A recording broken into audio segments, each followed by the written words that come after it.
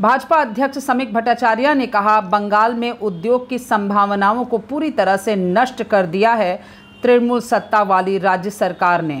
এটা কোনো আশ্চর্যজনক ঘটনা নয়, সারা রাজ্য জুড়ে একই অবস্থা চলেছে। তৃণমূলের আগ্রাসন থেকে কেউ মুক্ত নয়, সে গ্রামের প্রান্তিক মানুষ হোক কিংবা কোনো বড় ব্যবসায়ী হোক।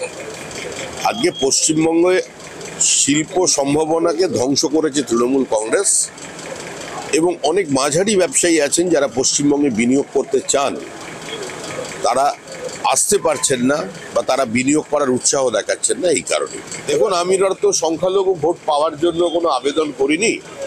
ববি হাকিমদের রাজনীতি মুসলমানকে মুসলমান বানিয়ে রাখার রাজনীতি, মুসলমানকে মনুষ্যত্বের মর্যাদা না দিয়ে তাদের ভোটার বানিয়ে রাখার রাজনীতি। আমরা বলেছি যদি মুসলিম ভাইরা আমাদের ভোট নাও দেন তাহলেও আমরা পশ্চিমবঙ্গের তৃণমূল কংগ্রেসের বিসর্জন ঘটিয়ে দেব, কিন্তু মুসলমানদের চিন্তা করতে বলেছি এটাই যে ববি হাকিমের মেয়েরা কোন কলেজে পড়েছে, কোন স্কুলে পড়েছে।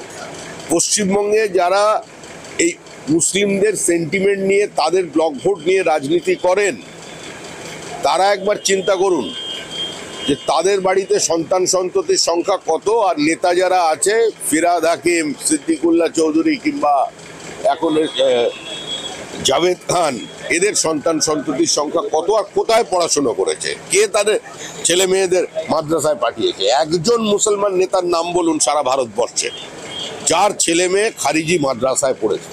সুতরাং ভোটের সময় তাদের কথা মনে পড়বে, ভোটের সময় মাথায় ফেজ টুপি পরে তারা পৌঁছে যাবে, চলবে না। আর ববি হাকিম তো এরকম ছিলেন না, উনি তো দুর্গা পুজো করেন, উনি তো নামাজি হিন্দু ছিলেন।